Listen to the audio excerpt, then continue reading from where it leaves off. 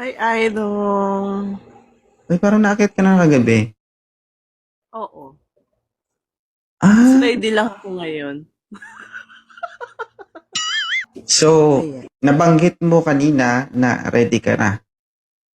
Oo. Ang hugas ka na? Oo naman. Oo naman. Pwede na. Naligo ako. Kinuskus ko ng maigi. Yan. Oh. Ay, binagkuskus na daw. Agay. Self-love dito. Magbabakas sakali. Na, Makahanap. ilang taon ka nang walang karelasyon. Anak, 4 na taon. Nakakapagod magsarili, no? Self-love eh. Oo. Nasa ibang bansa ka ba? Dito ako sa Saudi. May anak.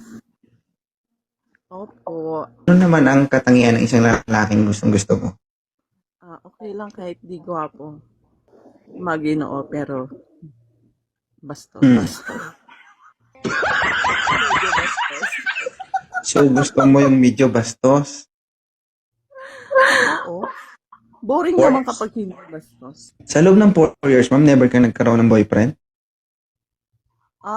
LDR. Hindi ka naging single sa 4 years. Oo. Kasi, paano ka naging single? Sa loob ng 4 years, nagkiss-kiss, pahid ka man. Yun lang yun. LDR nga eh. Nagkaroon ka pa rin ng karelasyon. Diba? Ang sinasabi ko, kung single ka 4 talaga, years ago. I mean.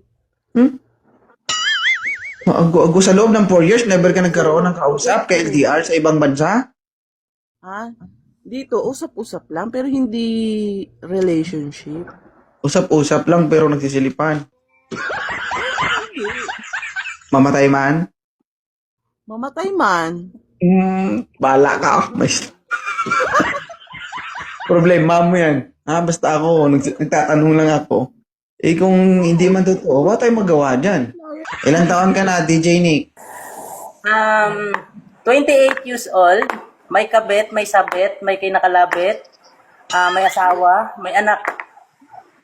Ay, wag mo na talaga ako tanungin. 2.0, idol kita. Pinapanood ko yung lahat ng mga video mo.